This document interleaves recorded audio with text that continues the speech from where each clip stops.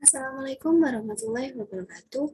Perkenalkan, saya Ayu Putri Komalasari, mahasiswa Fakultas Teknik Universitas Negeri Malang, Departemen Teknik Sipil, Prodi S1 Pendidikan Teknik Bangunan. Jadi, di kesempatan kali ini, saya akan membahas mengenai duktilitas dan disipasi energi. Sebelum kita membahas lebih jauh mengenai apa sih duktilitas dan disipasi energi ini, kita akan menyimak dulu mengenai definisinya. Jadi, parameter duktilitas dan kapasitas disipasi energi merupakan salah satu cara perhitungan yang digunakan dalam perencanaan gempa deformasi inelastis struktur. Setelah menyimak definisi ini tadi, kita akan langsung membahas mengenai duktilitas. Jadi di sini disebutkan duktilitas merupakan kemampuan struktur untuk tidak mengalami keruntuhan secara tiba-tiba atau ketas, tetapi mampu mengalami deformasi yang cukup besar pada saat beban maksimum tercapai sebelum struktur tersebut mengalami keruntuhan. Kalimat yang lebih singkatnya, jadi duktilitas ini merupakan kemampuan atau kekuatan suatu struktur yang apabila dikenai beban atau getaran yang sangat besar secara berulang atau secara terus-menerus, dia masih mampu menahan atau tidak langsung meruntuh, tidak langsung hancur gitu. Di sini ada definisi yang lebih detailnya lagi mengenai duktilitas. Disebutkan, duktilitas adalah kemampuan suatu struktur gedung atau bangunan untuk mengalami simpangan pasca elastik yang besar secara berulang kali dan bolak-balik akibat beban gempa di atas beban gempa yang menyebabkan terjadinya pelelehan pertama, sambil mempertahankan kekuatan dan kekakuan yang cukup, sehingga struktur gedung tersebut tetap berdiri walaupun sudah berada dalam kondisi di ambang keruntuhan. Jadi ketika gedung ini dikenai oleh gempa, dia masih tetap bisa berdiri walaupun sebenarnya sudah berada di ambang keruntuhan atau mungkin sudah mulai miring dan sebagainya, seperti yang di gambar ini. Di gambar ini yang mengalami keruntuhan kan hanya di bagian sisi kirinya. Jadi masih ada beberapa bagian yang bisa mempertahankan diri. Perilaku ini cukup penting karena saat pelelehan elemen struktur terjadi, maka terjadi pula peresapan energi gempa oleh sebuah struktur.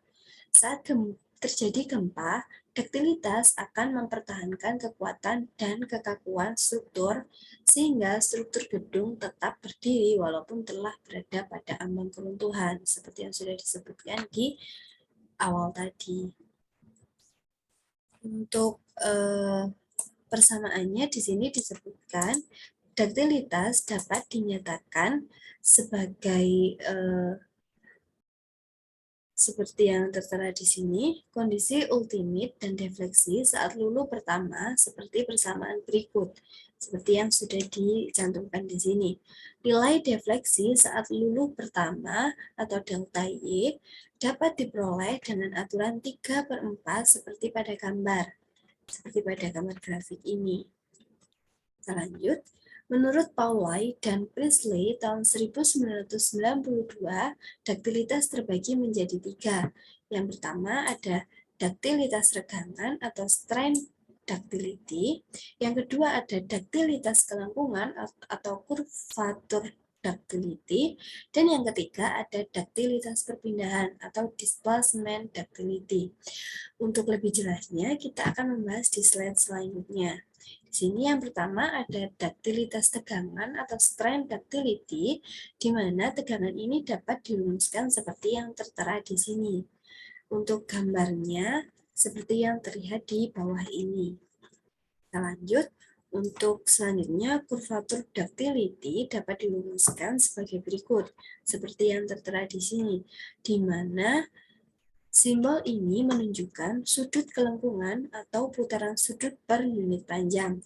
Untuk kurvatur ductility sendiri, di sini diperhatikan ada 3. Yang pertama ada momen kurvatur relationship, yang kedua first yield kurvatur, dan yang ketiga ada ultimate kurvatur. Kita lanjut. Yang ketiga, daktilitas perpindahan atau displacement ductility, di mana daktilitas perpindahan ini merupakan perbandingan antara perpindahan struktur maksimum pada arah lateral terhadap perpindahan struktur saat leleh. Dapat dirumuskan seperti yang tertera di sini, dan untuk penggambarannya seperti yang tertera di bawah ini. Kita lanjut. Di sini ada ilustrasi mengenai daktilitas, di mana struktur dengan daktilitas tertentu akan memungkinkan terjadinya sendi plastis secara bertahap pada elemen-elemen struktur yang telah ditentukan. Dengan terbentuknya sendi plastis pada struktur, maka struktur mampu menahan beban gempa yang besar tanpa memberikan kekuatan berlebihan pada elemen struktur, karena energi kinetik akibat gerakan tanah yang diterima akan diserap oleh sendi plastis tersebut. Jadi, semakin banyak sendi plastis yang terjadi pada struktur, maka semakin banyak pula energi yang diserap oleh struktur. Di sini ada ilustrasi penggambarannya, di mana untuk ke arah atas merupakan total gaya horizontal pada bangunan, dan untuk yang ke arah kanan merupakan pergerakan bangunan relatif ke dasar. Untuk struktur daktil sendiri atau struktur dengan daktilitas yang baik, diperhatikan di sini, semakin tinggi gaya yang diberikan, dia bentuk bangunannya masih bisa mempertahankan atau tidak langsung runtuh. Sedangkan untuk keruntuhan getas atau bangunan yang tidak memiliki daktilitas yang baik, ketika gaya yang diberikan belum terlalu besar, dia akan mengalami keruntuhan lebih cepat atau bangunannya tidak bisa mempertahankan. Ilustrasi ini diambil dari yang pertama adalah gedung kantor pusat Bank Sulteng, dan yang kedua adalah Hotel Roa Roa di Palu. Agar struktur gedung memiliki daktilitas yang tinggi, maka harus direncanakan sendi plastis yang terjadi pada balok-balok dan bukan terjadi pada kolom, kecuali pada kaki kolom paling bawah dan bagian atas kolom penyangga atap. Untuk gambarannya di sini, untuk yang kuning ini merupakan sendi plastis, dan untuk yang samping ini kolom, yang horizontal merupakan balok, dan yang bawah di sini adalah sendi plastis. Ini untuk sendi dinding gesernya.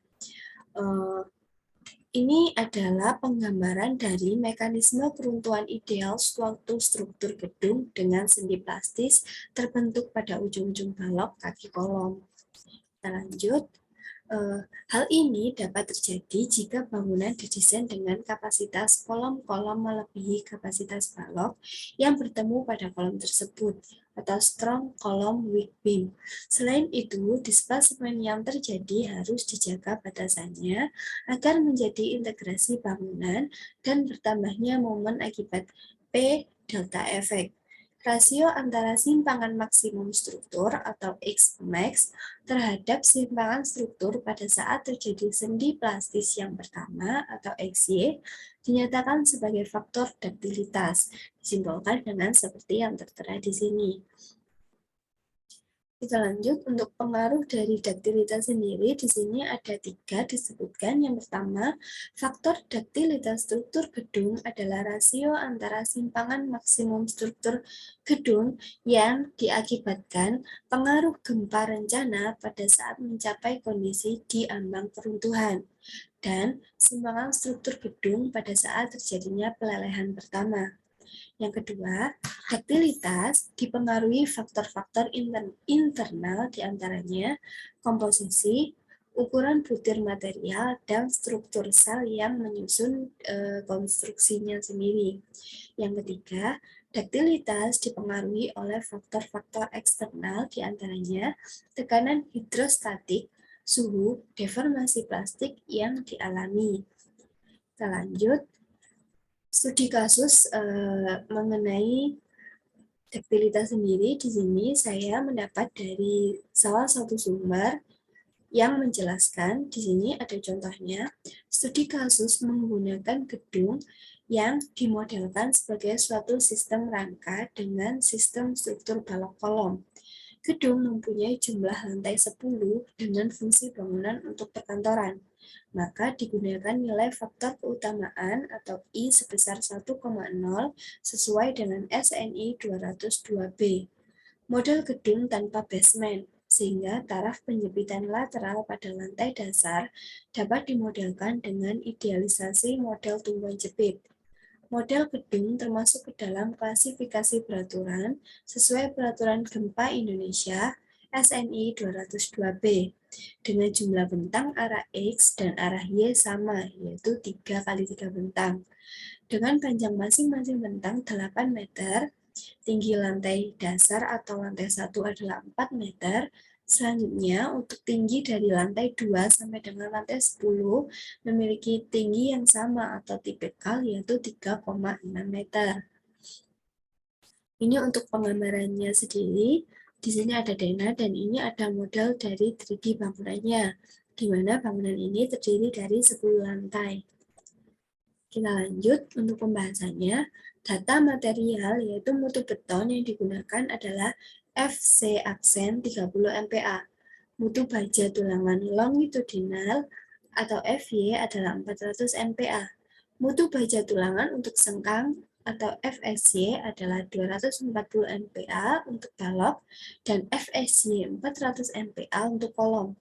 Pelat menggunakan tebal 120 mm dengan beban mati atau SDL untuk pelat. Untuk pelat, lantai dan atapnya sebesar 140 kg per meter persegi. Beban hidup atau LL lantai, plat lantai sebesar 250 kg per meter persegi, serta beban hidup atau LL atap pelat atap sebesar 100 kg per meter persegi. Data dimensi dan ukuran penampang selengkapnya sebagai berikut. Dijelaskan di sini yang pertama, untuk kolomnya sendiri lantai 1 sampai dengan lantai 5 dengan lantai 6 sampai dengan lantai 10 memiliki dimensi yang berbeda, yaitu untuk lantai satunya adalah 800 kali 800 mm persegi dan untuk lantai 6 sampai dengan 10 dimensi kolomnya adalah 700 kali 700 mm persegi. Untuk balok induknya sendiri, mulai lantai 1 sampai dengan lantai 10 memiliki dimensi 400 kali 600 mm persegi, dan untuk balok anaknya juga mulai dari lantai 1 sampai dengan lantai 10 sama dengan dimensi 300 kali 600 mm persegi. Kita lanjut di sini ada contoh soal dari daktilitas sendiri. Untuk soalnya di sini sebuah kolom beton dengan dimensi lebar 400 dan tinggi 400 mm dibuat dengan menggunakan beton mutu atau F aksen C sebesar 22,5 MPa dan baja tulangan atau FY sebesar 300 MPa. Jika pada kolom dipasang tulangan dengan diameter 4 sebanyak 10 dan beban aksial yang diberikan adalah sebesar 20 kN, serta momen sebesar 0,5 kN, apakah penampang kolom ini mampu menahan beban yang diberikan? Apakah kolomnya kuat untuk menahan beban aksial sebesar 20 kN? Kita masuk ke pembahasan. Di sini, misal digunakan sengkang ikat, kita perhatikan untuk luas tulangan atau AST dengan diameter 4 sebanyak 10 adalah 2,85 cm persegi. Maka dia dijadikan milimeter menjadi 285 mm persegi. Untuk luas betonnya sendiri atau AG adalah 400 kali 400, sehingga luasnya adalah 160.000 mm persegi. Selanjutnya, pemeriksaan eksentrisitas kolom dengan rumus E sama dengan NU per PU sama dengan 0,5 per 20. Didapatkan hasil 0,25 cm, kemudian dijadikan ke milimeter, didapatkan hasil 25 mm. Untuk E-nya sendiri di sini adalah 0,1 XH sama dengan 0,1 X kali 400 sama dengan 400 mm. Sehingga didapatkan hasil 25 mm, untuk E-nya sendiri lebih kecil dari E main, yaitu 25 mm lebih kecil dari 40 mm. Ini untuk kolom dengan pH sama dengan beban aksial terpusat. Sehingga kekuatan penampang kolom atau Pnmax sama dengan 0,80 dikali PO, ini untuk kolom sengkang ikat. Perhitungannya seperti yang tertera di sini, didapatkan hasil 2534 kN, sehingga kekuatan maksimalnya lebih besar dari beban aksial yang diberikan, yaitu 20 kN. Jadi, berdasarkan perhitungan, maka penampang mampu menahan beban yang diberikan, yaitu sebesar 20 kN. Lanjut, kita akan membahas mengenai energi disiplasi. Kapasitas disiplasi energi merupakan parameter yang penting untuk struktur yang direncanakan dengan beban gempa periode ulang yang lama. Pada struktur yang mendapat beban lateral siklik, nilai disiplasi energi untuk satu siklus atau EI dapat dihitung dari luas area hysteresis lobe seperti pada gambar. Untuk gambarnya nanti akan saya tampilkan di slide selanjutnya. Di sini kita bahas lagi definisi mengenai disipasi ini yang lebih jelas. Disipasi energi merupakan kemampuan struktur dalam menyerap energi melalui proses leleh pada daerah sendi plastis. Dalam merencanakan suatu struktur gedung tahan gempa bersifat daktil di daerah sendi plastis, sehingga diharapkan terjadinya deformasi plastis sebelum keruntuhan. Jika struktur diberi beban siklik atau cyclic loading, maka energi yang diserap dalam satu siklus pembebanan adalah jumlah dari energi yang diserap saat menerima beban tarik dan beban tekan. Total energi terdisipasi selama pembebanan berlangsung merupakan luas daerah atau hysteresis lobe, beban P dan lendutan atau seperti yang tercantum di sini simbolnya. Untuk gambar dari hysteresis lobe sendiri tercantum di sini, di mana luas area hysteresis lobe dapat dihitung secara pendekatan dengan aturan trapesium dengan banyak bias seperti pada gambar ini. Di sini ada X0, X1, X2. Kita lanjut. Disiplasi energi total dapat diperoleh dengan persamaan seperti yang tertera di sini, di mana N merupakan jumlah siklus selama pengujian. Untuk tujuan perbandingan nilai disiplasi energi total dapat dinormalisasi dengan persamaan seperti yang tertera di sini, di mana EN merupakan disiplasi energi yang dinormalisasi, sedangkan H max adalah beban lateral maksimum. Dan untuk luas area dapat dihitung dengan persamaan seperti yang tertera di sini. Kita lanjut, untuk ilustrasi dari materi ini disebutkan pada saat pengujian ditentukan disiplasi energi relatif tidak boleh kurang dari 1/8 seperti pada ilustrasi berikut. Tertera seperti ini penggambarannya. Kita lanjut. Pengaruh dari disiplasi energi sendiri di sini dijelaskan. Yang pertama, faktor-faktor yang mempengaruhi disiplasi energi adalah yang pertama adalah kuat tekan, yang kedua dimensi penampang, dan yang ketiga adalah riwayat pembebanan. Pengaruh dari adanya materi atau perhitungan disiplasi energi adalah kita bisa mengetahui kemampuan menyerap energi atau kemampuan disiplasi pada suatu struktur yang direncanakan tahan gempa. Lanjut, untuk studi kasusnya sendiri, di sini saya mendapat dari salah satu sumber jurnal atau hasil dari pengujian, di mana studi kasus pengujian kolom. Di sini disebutkan, benda uji kolom dibuat sebanyak 4 buah dengan kode KA1, KA2, KS1, dan KS2.